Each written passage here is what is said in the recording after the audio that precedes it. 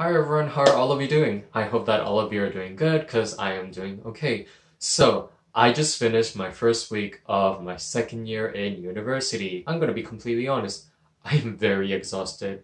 And I was considering not making a video because it's really difficult for me to try to come up with an idea, and yeah, my creativity fuel is slowly degrading as I'm more occupied in the studying environment. But then I remember that Nicole commented that I should talk about the differences between university and high school, and I was like, wait a minute, that's a good idea. And I just finished my first year and I'm starting my second year, and I've definitely seen a lot of differences between those two. So in this video, I guess I'm going to talk to you about the differences between high school and university. So I hope that you enjoy them. Disclaimer, These differences are based on my experiences in my high school and in my university. If they don't apply, then I'm very sorry, but it is very difficult to make an objective high school versus university because there's so many different schools around the globe. Because of culture and all of that, it can be very difficult to be completely objective and try to make it universal, but I think that's pretty obvious, so let's just get to the video, shall we?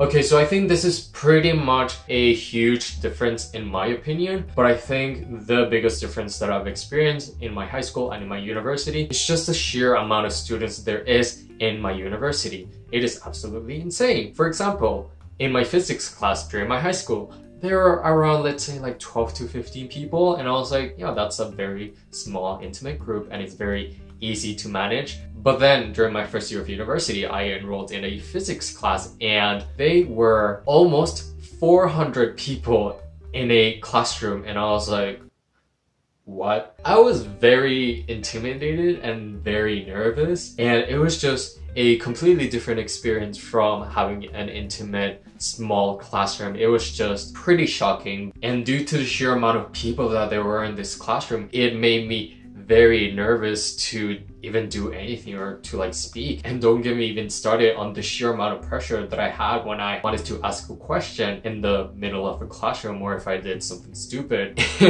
It's just hundreds of people. It does give you a completely different mentality when it comes to coming to classes because there are so many people. I don't know if the professor will notice if one person is missing. The professor would probably not notice, and as a result, you would be more encouraged to maybe miss on those lectures because assistance is not really a huge priority. I guess it really depends on what kind of professor you have, but then due to the huge amount of people, it would encourage you to do that, but it's not really good doing that. I mean, the professor wouldn't really notice your absences, but it would affect you and you could miss on a lot of important things. And because of this, I noticed how much freedom I had. I literally had the choice of attending or not attending a lecture, because in high school, if you miss a class, it would be pretty noticeable. The teacher would probably notice. But then in a university lecture, if I just missed a lecture, no one would really notice. The professor wouldn't really notice. And in the end, it made me realize that in university, you have to make your own choices and you have to be responsible to attend the lectures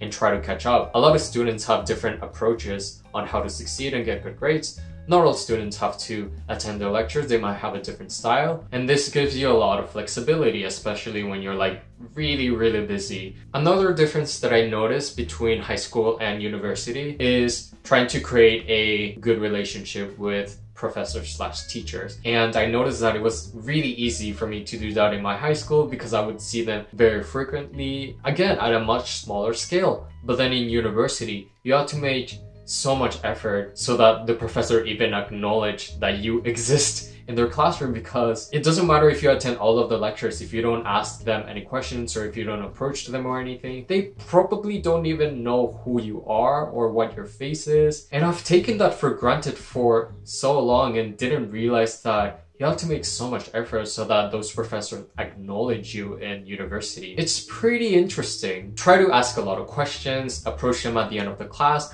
or try to go to their office hours so that the professors know who you are. Even though it's going to be a lot more difficult to approach your professor because it might be a little bit more intimidating, you shouldn't be discouraged. You will eventually talk to your professor during your office hours or during the end of the class, and it's definitely going to be worth it. I wish I did that more during my first year, especially on subjects that I was really struggling on, because it is intimidating. Professors give a completely different vibe for some reason, but that doesn't take the fact that it's still important to keep asking questions and trying to get their help, because they are here to help you and to teach you. Another big difference between high school and university is that in university, you are completely responsible of your own time. You choose your own classes, you build your own schedule, and you have to manage all of that yourself. And you have to make sure that you're taking the right classes and making sure that your schedule is manageable, and you just have to make sure that everything is going fine. Of course, there's going to be help from advisors and maybe even professors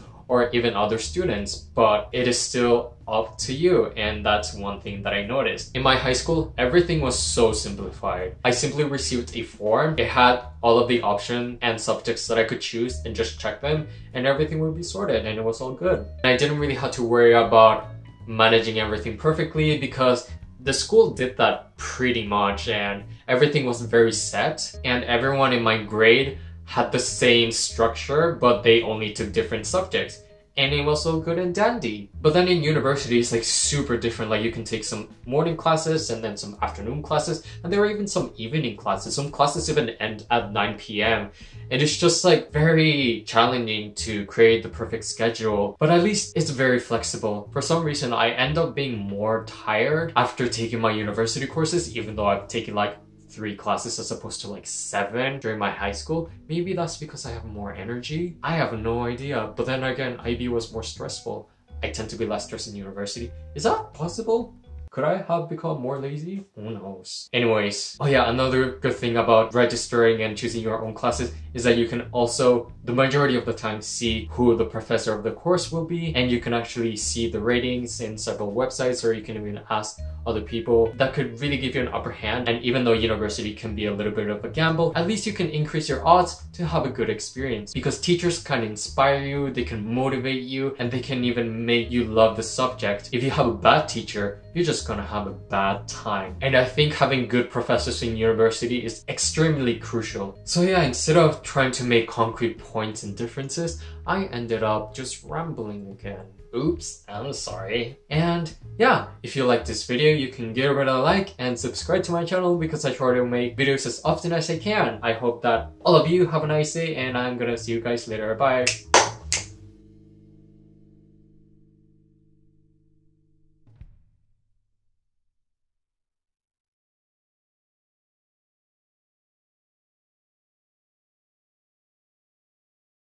What was I saying? Oh man,